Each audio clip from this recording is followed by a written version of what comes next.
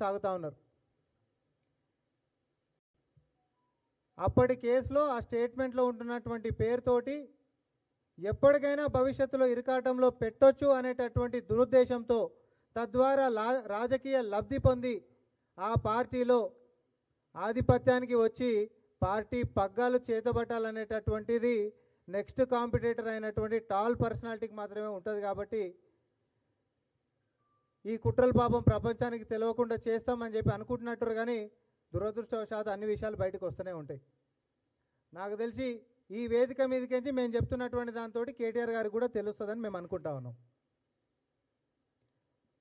వాళ్ళకు ఉంటున్నటువంటి అంతర్గత పోరుతోటి రేపొద్దున ఎప్పటికైనా కేటీఆర్ అనేటటువంటి వాడే పార్టీ పగ్గాలు చేతపడతాడు. అది జరగొద్దు అని అంటే కేటీఆర్ని గట్టిగా ఇరికించేటటువంటి ఒక వ్యవహారం ఉండాలి. కాబట్టి narcotics control bureau zonal office బెంగళూరులో ఉంటున్నటువంటి దాని దగ్గర వ్యూహం పన్నుతున్నది ఎవరు అనేటటువంటిది భవిష్యత్తులో మీరు అందరూ కూడా చూస్తారు. ఇది ప్రజల ముందు మేము పెట్టదలుచుకున్నాం. ఈరోజు ఏదో కలిసిమెలిసి కొట్లాడుతున్నట్టుగా, ఇంకోటి ఏదో అంతా కలివిడిగా, లేకపోతే ఏకతాటి మీదకి వచ్చి కొట్లాడుతున్నట్టుగా వాళ్ళు చేస్తున్నటువంటి డ్రామాలంతా తెలంగాణ ప్రజలు భవిష్యత్తులో చూడబోతున్నారు. బీఆర్ఎస్ పార్టీ పతనమయ్యింది. ఇప్పుడు చీలికలు కూడా మొదలైపోయి ఒకరు చీలిపోయినరు. రానున్నటువంటి కాలంలో లెజిటిమేట్గా కేసీఆర్ కొడుకునే పక్కకు తన్నేసేటటువంటి వ్యూహం రచిస్తున్నటువంటి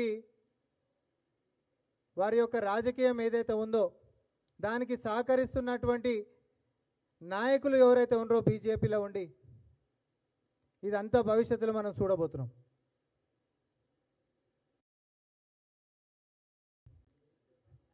ఇప్పుడు ఎవరు చెప్పినటువంటి విషయం నేను ఒకటి అన్నా. ఇక్కడ గతంలో ED office, Hyderabad ED office ముంగట ఒక హీరోయిన్ ఇచ్చినటువంటి స్టేట్మెంట్లో కేటీఆర్ గారి పేరు ప్రస్తావన తీసుకున్నటువంటి దాన్ని narcotics control bureau zonal office బెంగళూరులో ఈ దాన్ని అడ్డం పెట్టి ఎప్పటికైనా కూడా కేసులు ఇరికిచ్చేటటువంటి అవకాశం ఉంటుంది. కాబట్టి ఎప్పటికైనా భవిష్యత్తులో నాకు ఇది కావాలని దాని మీద వ్యూహం పన్నుతున్నారని నేను స్పష్టంగా చెప్పిన. అది కేంద్ర సంస్థ అన్న, రాష్ట్ర ప్రభుత్వంది కాదు. అది కేంద్ర సంస్థ, బీజేపీ చేతులు ఉంటుంది. అది నేను అంటుంది కుటుంబంలో జరుగుతున్నట్టు వ్యవహారం చెప్తున్నాను. నేను ఇక్కడ కేంద్రం గురించి చెప్తలే, రాష్ట్రం గురించి చెప్తలే. కుటుంబంలో ఉండి పోటీ పడుతున్నటువంటి వ్యక్తులు ఒకరు వెళ్ళిపోయారు బయటికి, ముగ్గురుండే, నాలుగో వ్యక్తి అని అంటే అది ఎప్పటికైనా పోయేటటువంటిది ఉండొచ్చు. కానీ ముగ్గురుండే ఒకరు వెళ్ళిపోయినరు, ఇద్దరు.